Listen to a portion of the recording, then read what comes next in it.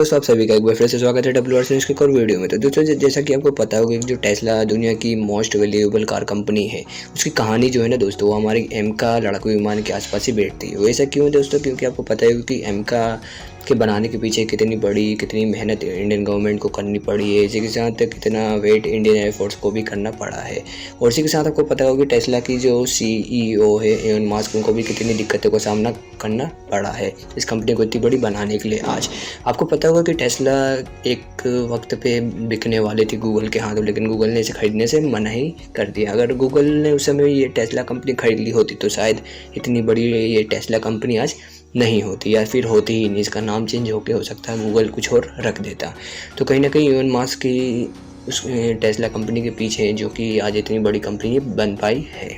हम दोस्तों ये कहानी क्यों सुना रहे? क्योंकि आपको पता होगा कि एमका के पीछे भी कहीं ना कहीं यही जो कहानी है वही बैठती है। क्योंकि एमका की भी अगर पीछे आप देखें कई साल पीछे, तो कहीं ना कहीं ये जो इंडस्ट्री है वो भी बिकने वाली ही थी, कहीं ना कहीं बिकने की कगार पे आ गई थी। लेकिन इंडियन गवर्नमेंट ने इस पे रिस्क लिया, इस पे पैसा लगाया, और आज जो दुनिया है वो देख रही है कि इंडिया की जो डिफेंस मैन्युफैक्चरिंग कंपनी है वो कितनी आगे बढ़ गई है और एमका जैसे एडवांस लड़ाकू विमान बना रही है।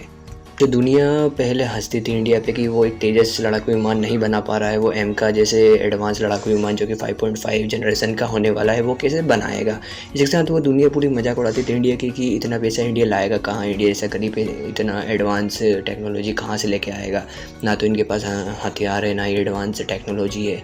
तो कहीं ना कहीं इंडियन गवर्नमेंट ने रिस्क लिया, अपने साइंटिस्टों पे अपना पैसा लगाया, और आज पूरी दुनिया देख रही है कि एमका लड़ाकू विमान कितना एडवांस हो गया है।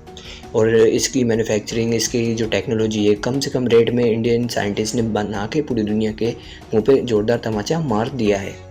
तो यही कारण है कि दुनिया में अब एक तरह से कहे तो होड़ मची हुई है कि कहीं ना कहीं इंडियन जो मार्केट है उसमें पैसा लगाया जाए, डिफेंस मार्केट में पैसा लगाया जाए, ताकि आने वाले समय में इंडिया जो टेक्नोलॉजी बनाएगा उसको भी वो थोड़ी टेक्नोलॉजी दे, ताकि उसकी भी डिफेंस थोड़ी स्ट्रॉन्ग हो इंडिया के भरोसे।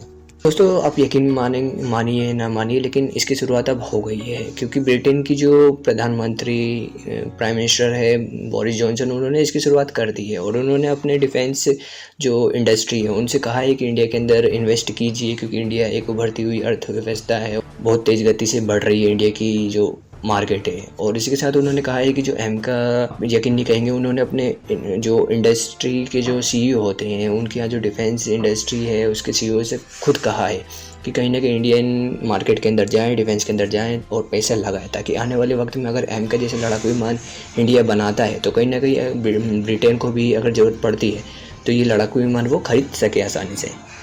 बता दें दोस्तों कि ये एक बहुत ही बड़ी बात हो जाती है इंडिया के लिए, क्योंकि अगर ब्रिटेन ऐसा कर रहा है यूरोप में, तो बाकी देश भी आएंगे इंडिया में और इन्वेस्ट करेंगे। इससे इंडिया की जो इकोनॉमी है ना दोस्तों, वो बहुत ज़्यादा स्ट्रॉन्ग होगी, और इसी के साथ इंडिया की जो डिफेंस मार्केट है उसमें भी पैसा आएगा, और इंडिया की जो अर्थव्यवस्था है उसी के साथ जो डिफेंस क्षेत्र है इंडिया का वो भी मजबूत होगा।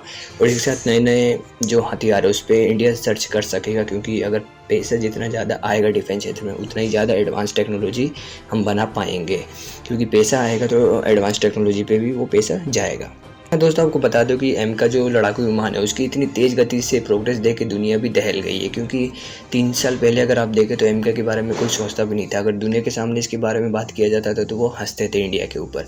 लेकिन आज हालत ये है कि इंडिया ने इतनी तेज़ गति से इस पर काम किया है अपने साइंटिस्टों के भरोसे पे कि दुनिया इससे दंग हो गई है।